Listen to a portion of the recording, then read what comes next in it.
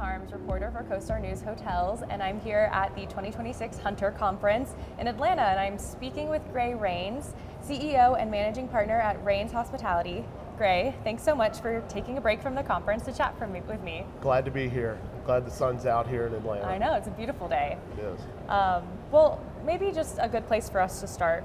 How's business? I know Rains has a diversified portfolio and suite of services, so what parts of your business is going well, and where are we seeing some headwinds so far? Yeah, absolutely. I mean, we've had a stronger first quarter than projected, so March is looking to be strong and finishing that up, so that's a good sign. I mean, we had projected more headwinds, but we're getting through the first quarter just fine, and we're hanging in there. The booking window still tends to be incredibly short. Increased labor cost, increased construction costs on our development side. Interest rates are still all over the map, but we're finding a way to weather the storm. With our portfolio being in the southeast, we're continuing to see record growth in our markets of folks moving there looking for opportunities to grow, and we're just going to provide them the best lodging that we can. Okay, amazing. Well, with that in mind, how are you seeing growth opportunities? Is it certain markets, certain types of hotels? Absolutely. I mean, we've got several emerging markets we're developing in. We've got some historic adaptive reuse projects.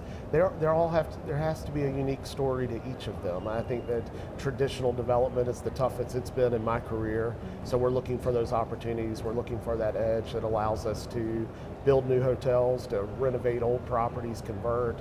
But no, we're just having to dig a little deeper than we ever have. Mm-hmm. Well, it's a great segue into one hotel that I want to talk to you about. Your two Lantern hotels, which that they have that great story, and we did a story for CoStar News Hotels about the Lantern in Columbia. So tell me about that hotel. It opened earlier this year. It was an adaptive reuse project, has a great story.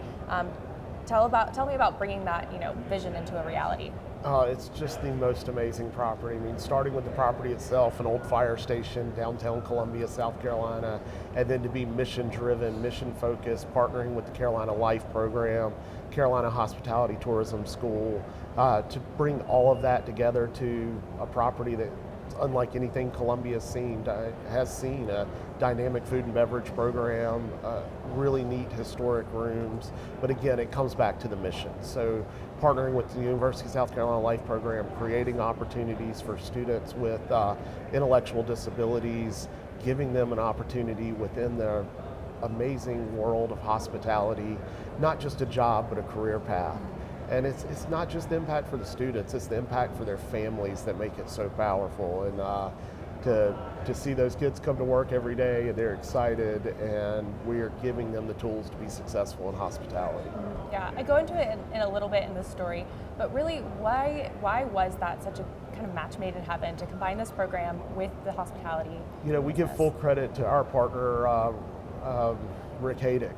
He lives the mission every day. He has two children with Down syndrome, and he saw the vision. He saw the opportunity to bridge hospitality in the intellectual disability community and to put those folks right out front, and it is absolutely powerful. So we're just taking our engine at the Rains Company and pushing Rick's vision forward. It's absolutely amazing.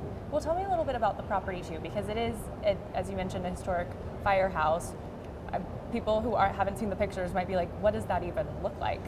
It is so hard to describe, Yes. but it's turning out to be the place in Columbia. We kept all the original fire doors, restaurant scene when the weather's great. Those doors are open, they're rolling, and you can kind of just have this amazing indoor-outdoor experience, food, beverage. The rooms every single one of them is unique, 60 rooms, including a 4-story tower suite in the old fire tower training area. And it's just one you have to see to understand. Yeah. It's absolutely gorgeous. Yeah, I think too from the reporting, I learned a lot about Columbia, South Carolina, and it's really having a moment. Lots of cranes in the air, lots of people coming in to town. So what made you kind of see the opportunity there? And then what other markets? Yeah, so we've built and owned hotels in Columbia, but to deliver something that's truly unique and special to such an iconic building, we had to jump on that opportunity. And being our state capital, The University of South Carolina continues to grow. It continues to be a destination. It was just one we could not pass up. Yeah. Any other markets that you're seeing that momentum? We still love Western North Carolina. All the opportunity that has been created there. Still recovering from the hurricane, but a lot of opportunity. But no, there's so many markets throughout the Southeast. Charleston continues to grow at a record pace. But even the other parts of the Low Country are just incredibly special places. Yeah, it's great. Well, the next lantern is just down the road in Rock Hill, South Carolina. What can people expect from that project? That's still slated for later this year, right? Later this year. Okay. It's another iconic historic building, the Guardian Building, downtown Rock Hill. Partnered with the Noble Restaurant Group there, so another amazing food and beverage operator partner that the experience is going to be unlike anything that really the greater Charlotte area has seen. Do you really see sky's the limit for expanding this lantern brand? We're going one by one, but Okay. we're hopefully announcing third here shortly, and then the phone is ringing off the hook of folks Hey. that are seeing that possibility of taking hospitality and pairing it with this community, and just how powerful that story is. Yeah. What about other projects you have on the horizon that we should talk about? Absolutely. We've got a Home 2 going up in North Augusta. We've got a True in Gainesville. The one that I'm really excited about is Rose Hill. Okay. It's the old Phelps family winter estate in downtown Aiken, South Carolina. It's 5 acres, expansive garden. And to bring that property back to life is really going to be a powerful passion project for us. 60 keys. We've partnered with Chris Hall and Ryan Turner in Food and Beverage World, Unsake Restaurants, and Chris Carter and Gene Rice from Vantage Capital. It's such a powerful group of strong developers that are coming together to really give this property what it's owed. And so we break ground on that midsummer. Okay. So we're thankful, robust development pipeline, just signed a couple new management contracts. So, again, this year was all about being strategic, the right partners, long term. We don't answer to private equity. We don't have to grow at a certain pace. We can take our time, pick our partners, and again, it's a long-term strategic approach. Yeah, well, that hotel you just mentioned seems to fit in that storytelling and really creating an experience, which you're saying is it's a great time to do that. So, that's what travelers are looking for. So with that in mind, what's the most important part of bringing an experience to guests? Like, how do you think about? It's putting that team together. Okay. I think that we start so far in advance to build that narrative and to build a story that the guest will embrace. And that's for everything from interior design to branding to our expertise. And that's where our Woven by Rains comes into play. And that's our leadership team that is focused on these unique, independent, soft-branded boutique assets. And we really feel like that's what separates us from everyone else. It's the time that we put into it. It's principal-led. So myself, David Tart, Carrie Ranson, we're in the middle of each of these projects. And they take longer. They're a little bit more of a headache at times, but they are absolutely worth it. And we don't see the same rate ceilings we do with some of the hard brands. It really opens the door to drive as much rate as possible. And then it also allows us to truly curate an experience that matters to the guest. I feel like, the brands have so many ways to interject things that really the guests, they don't care about. Yeah. And it's just additional cost, it's additional time.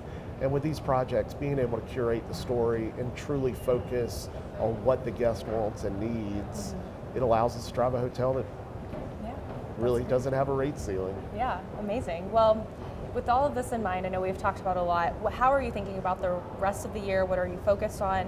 What sort of factors could develop to, kind of change your path or mess up your day? It is such a crazy world, and it has been for the last several years. So we pay attention every day to how our world's changing. But at the same time, it's core fundamentals for us. We watch our leverage points. We make sure we have the right partners, the right investors.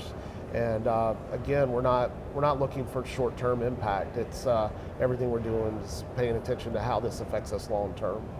Okay, Great. Well, Gray, thank you so much for your time today. Hope you enjoy the rest of your conference, but you've given us a lot to think about, I think. Awesome. It's always a great conference here in Hunter.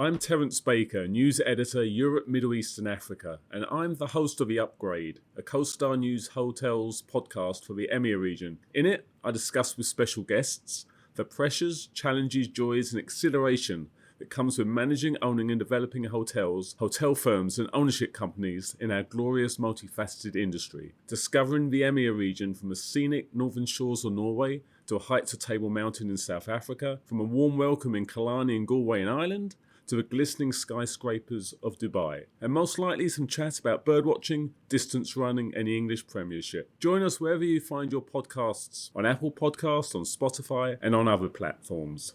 This episode of the CoStar News Hotels podcast was recorded on March 17th, 2026 by Meredith Sheridan at the 2026 Hunter Conference and was edited for the podcast by me, Natalie Harms. Find all hotel industry news at costar.com/hotelnews. Thanks for listening.